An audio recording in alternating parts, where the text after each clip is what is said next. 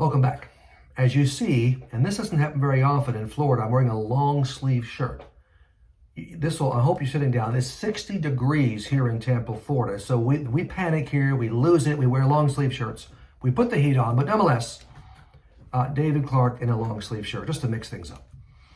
Now today, I will read a day from my new devotional, The Secret to Becoming Soulmates, that focuses on communication. If you don't create deeper conversations on a regular basis with your spouse, your marriage will die. You might not get divorced, and I hope you don't, but your marriage will die. And divorce becomes an option because you're not connected. That's how important communication is. Now, my devotional, The Secret to Becoming Soulmates, will help you develop spiritual intimacy and emotional intimacy. It's a double threat here. Each of the 52 days in the devotional is designed to produce deeper personal conversations. That's why I wrote the book. So it'll do both of those things for you. Now you can only buy my devotional on my website, David E. Clarke, Clarke with an E, David E. Clarke, PhD.com. Listen to this. Many Christian publishers are begging me for the rights to publish this book. They're calling me throughout the day. But I'm sticking with my self-published version because I don't want publishers telling me what to do. Okay, no publishers are begging me, but I think this book can transform your marriage. That's why I wrote it. Now, on my website, you'll also get access to all my resources on marriage. No matter what your marital crisis, I've got a book for you. I've got a plan for you. Marriages in crisis is what I do. David E. Clarke, PhD.com. You'll see all the things there that you will need to improve your marriage or save your marriage. But before I read the devotional, I'll answer a question from a podcast subscriber. By the way, if you're watching this podcast on YouTube, subscribe to my YouTube channel and like this video. It'll help us grow our audience and frankly save more marriages, help more spouses in crisis. Okay, here's the question. I'm married to a good man. He loves Jesus and he loves me. Okay, that's a good start. Solid, moral, hard worker. Good. But, here's the but, he doesn't talk on a deeper level with me, and a lot of men don't. He's an engineer and is very logical. Oh boy, engineers are tough, great guys usually, but they don't open up like a lot of men. Everything is pleasant but superficial. When I press him to talk, he shuts down. Well, that's what men do when you press them. I long for deeper conversations emotionally and spiritually. What can I do? Okay, here's my answer. The good news is, and it is good news, he's a good man. We have something to work with here. Stop all direct efforts to get him to open up. That never works. Even with a good man, I feel controlled. I'm not going to open up. I clam up. That's what happens. You need to come in the back door to get him to open up. This will shock you, but for this lady and other ladies who are in this situation where you had a good man, but he's not a talker. He's not sharing himself. And you're dying on the vine. That's why I wrote The Secret to Becoming Soulmates. All right, it will make all the difference. Ask him to go through the book with you. Now, a good man will say yes. The devotional is a low-key, gradual approach that can develop deeper conversations. It is not in your face. It is not open up. I talk to your wife. Of course not. That wouldn't work. It's gentle. It's low-key. These are short chapters. In fact, I'm going to read one today, one of my devotional days to give you a feel for it. But they're short, easy, and they build conversations. On a variety of topics, he'll begin to open up. He won't even know why he's doing it because the devotional's helping him do it. You're not doing it. The devotional's doing it. You see? Dr. Clarke's trying to help you. Again, you can only get this book on my website, davideclarkephd.com. And let me know. Give me some feedback. I'm getting feedback from people that have bought the book and are going through it with their husbands and wives. Give me feedback in terms of how it's going. Now, let's take a look at day 34 in my new devotional. I'm just going to walk you through this. Now, the big idea in day 34 is make time to talk. Basics. This is the personal story or the teaching portion. Basics. In every initial session I have with a couple, I ask this question. How many minutes per week do the two of you sit down in a private place in your home without distractions and just talk? I ask every couple that the first session I see them. 99% of couples give me a blank stare. And then they admit they have very little, if any, one-on-one talk times each week. When they do talk in person, they tell me they're looking at their phones or watching television. You've seen these people in restaurants. You may be one of them.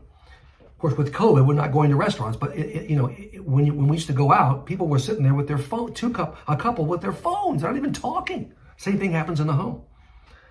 So the result of these times is superficial chatter. That's all you can hope for. No deep emotional connection between them. Two separate lives. Nothing to stop the eroding of their love and passion. Thoughts of divorce eventually come in, and then at some point sitting in a Christian psychologist's office because you've lost it. You're in trouble. The solution to this tragedy is to make time to emotionally and spiritually bond. You two, now this is day 34, so I'm looking back a little bit and assuming people have read to this point. You two have been doing emotional and spiritual bonding as you have been moving through this devotional. Now, of course, we're on day 34. I'll bet you're closer and more intimate. I think that's already going to happen by day 34, if not day 20. For the past 25 years, my beautiful blonde Sandy and I have had 3 or 4 30-minute couple talk times each week. Just the two of us sitting in our living room. No kids. Now, we've had 4 kids.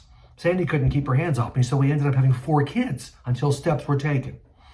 Anyway, I manned up and got my vasectomy. A long story, horrible tragedy, terrible surgery, just kidding, no big deal.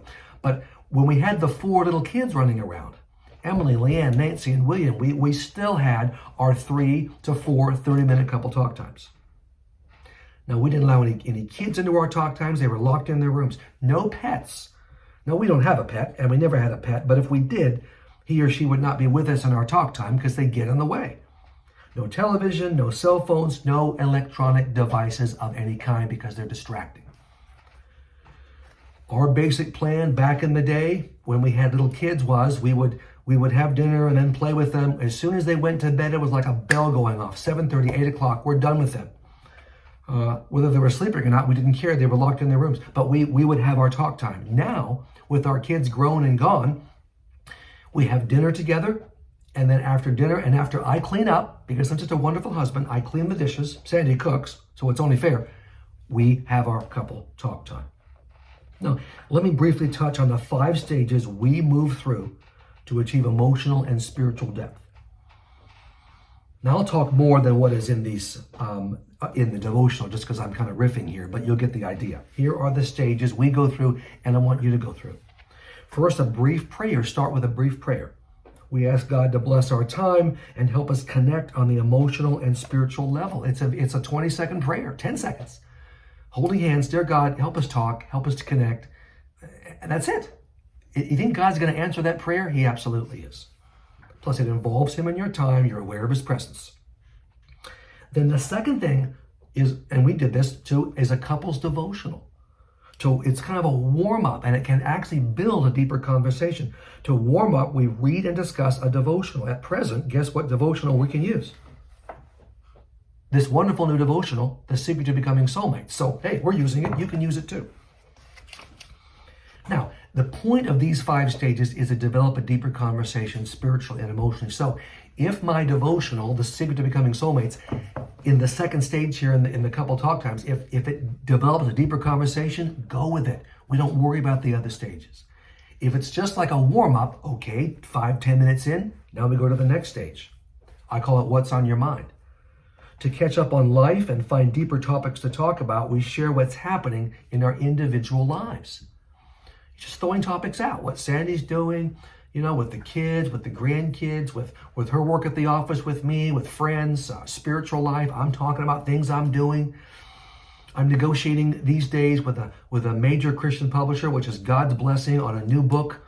Actually, an old book that I did that they're bringing out again. So we're talking through that and the ins and outs of that. So we're just talking about things that are happening, funny stuff that happened. You're throwing topics out on the table. Now, in this What's on Your Mind stage, you're doing 2 things. You're catching up on what's going on and what's going on in our lives, but also you're looking for a topic or 2 that will lead to a deeper conversation. If Sandy says something that really strikes me, I'm drawn into the topic, it sparks something in me that I'm going to say, hey, that reminds me, and then we have a conversation about that topic. That's a deeper topic. Could be something that I say sparks her. So that's What's on Your Mind. And then The fourth stage is prayer, a little longer prayer time, 5 minutes of prayer.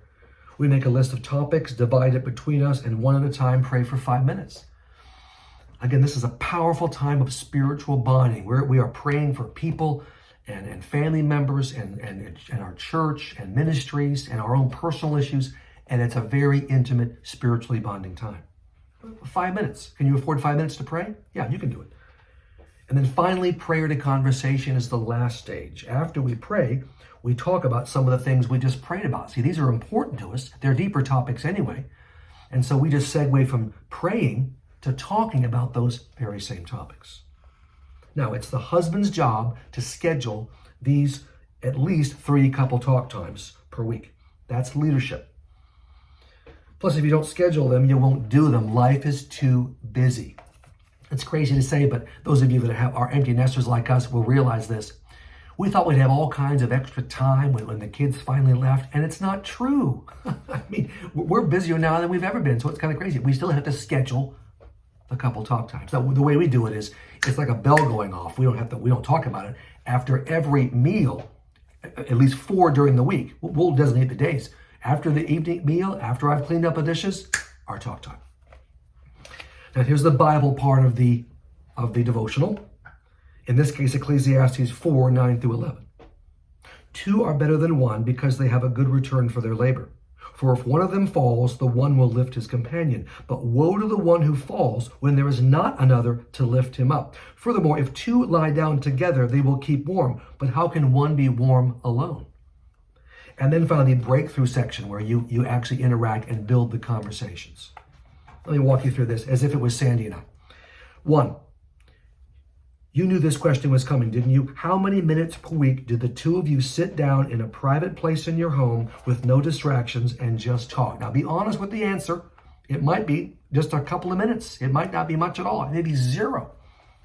Now, for me and the blonde, literally, it's 120 minutes a week minimum. We have at least 4 couple talk times. Those are at least 30 minutes long. And so that's 120 minutes. That's more than enough time to develop deeper conversations. 3 talk times, which would be 30 minutes, 90 minutes, would be more than enough for you. This will happen to you too. When the blonde and I are talking some nights, we just blow past 30 minutes because we're into it, we're enjoying it, we're talking, we're connecting. Second question in the breakthrough section. When you talk privately, how deep do you get emotionally and spiritually? Well, the answer for Sandy and I is we get pretty deep. We've been married 38 years. We've been doing this for probably 30 years. We're good at this, and so we're doing well, achieving depth. Now, not every single couple talk time. Sometimes she's tired. Sometimes I'm crabby. Sometimes it just doesn't click. We still enjoy our time, but we don't get the real depth. Okay, that's fine. We'll get it the next time. Third question. If you both know your special talking times are too few, what is keeping you from making more times together to bond emotionally and spiritually? Now, I've heard all the excuses, but be honest, what's getting in the way? Too busy is a common excuse. Didn't schedule our couple talk times. TV got in the way. Kids' activities. Look, stop it. You always do what's important to you. All right? The real reason might be the marriage isn't going well, or you're actually afraid of intimacy. Look, just be honest. We got to get past these obstacles. Point 4 here, are you willing to begin having couple talk times 3 or 4 times each week? I hope the answer is yes. We do it after dinner 4 times a week. You pick the time that's best for you. Could be later. If you've got teenagers running around your home and they're staying up later than you confine them to their rooms so you can have your couple talk time in private. These have to be private couple talk times.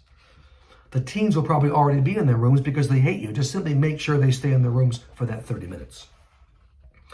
And finally, bring it to God, the last part of the devotional. Holding hands, each of you pray one at a time out loud about making time to talk. You pray about God, help us to make time to talk, help us to work this through and bless those times that we have.